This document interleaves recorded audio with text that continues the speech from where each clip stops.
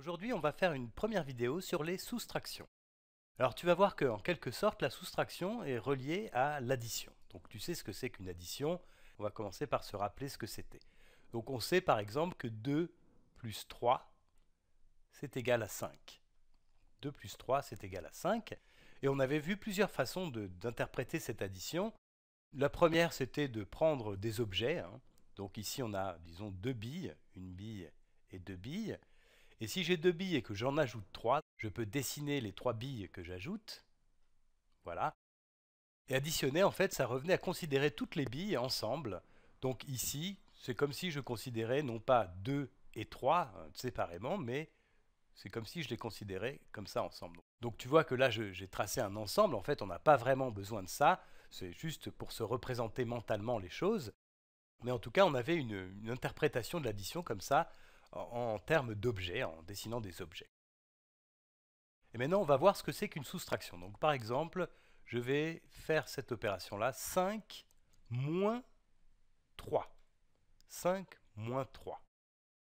Alors comment est-ce que je peux calculer ça?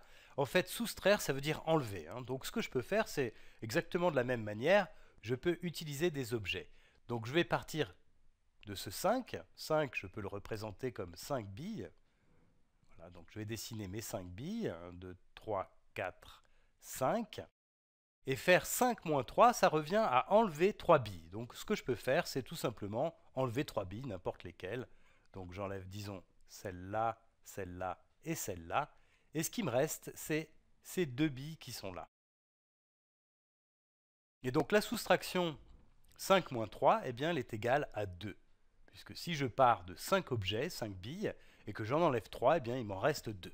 Voilà, la soustraction, c'est tout simplement ça. Ça revient à enlever, et on peut représenter ça comme on l'avait fait avec les additions, en parlant d'objets. Alors souviens-toi, pour représenter une addition, on avait aussi utilisé la droite graduée. Alors je vais prendre une droite graduée, voilà. Donc je te rappelle que cette droite graduée, c'est une manière de représenter les nombres. Je vais placer le 0 ici.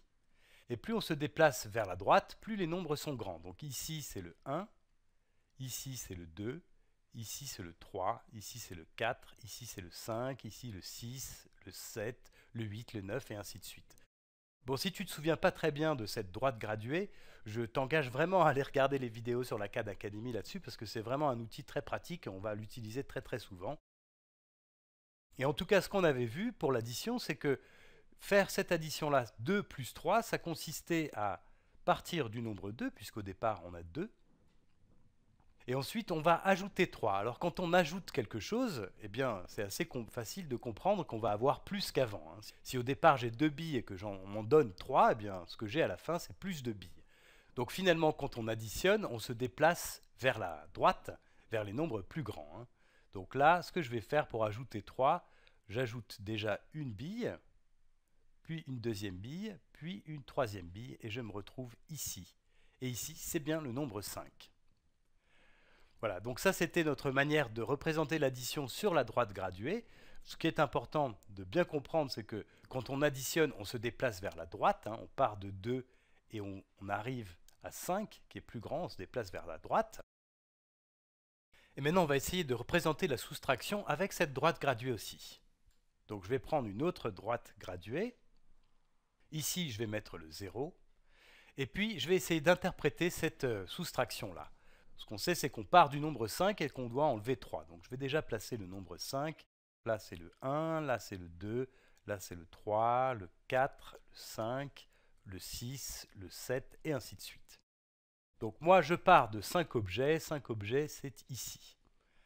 Et maintenant, quand je vais enlever quelque chose, il faut comprendre de quel côté je vais me déplacer. Si j'ai 5 billes et que j'en enlève un certain nombre, ben forcément, ce qui va me rester, c'est moins de billes qu'avant. Donc maintenant, dans le cas d'une soustraction, ce qui va se passer, c'est qu'on va se déplacer vers la gauche. Vers la gauche, vers les nombres qui sont plus petits, puisque quand on soustrait, on enlève, donc on obtient des nombres plus petits. Alors maintenant, je vais partir de 5 et je dois enlever 3 objets. Donc je vais me déplacer de 3 graduations, mais vers la gauche. Donc 1, 2, 3. Et j'arrive sur ce nombre-là, qui est le nombre 2. Donc tu vois qu'on retrouve le même résultat que tout à l'heure. 5 moins 3, c'est égal à 2. Voilà, donc ici je t'ai présenté Pour l'addition, deux manières de voir, hein, avec des objets ou avec la droite graduée. Et pour la soustraction, les deux mêmes façons de voir, avec des objets ou avec la droite graduée. Alors pour terminer, je voudrais te montrer quelque chose d'intéressant. C'est que je vais prendre cette soustraction-là, 5 moins 2. 5 moins 2. Ici, je vais le faire avec la droite graduée, donc je pars de 5, et puisque je dois soustraire 2, je vais me déplacer de 2 graduations vers la gauche, hein, puisque c'est une soustraction, donc je pars de 5, une graduation à gauche, et encore une graduation à gauche, et j'arrive sur ce nombre-là, qui est le 3. Donc 5 moins 2, c'est égal à 3. Alors maintenant, si tu regardes les trois relations qui sont là, en fait, tu peux voir que entre ces deux relations-là, les nombres 2 et 3 ont été échangés, hein, pratiquement. Hein.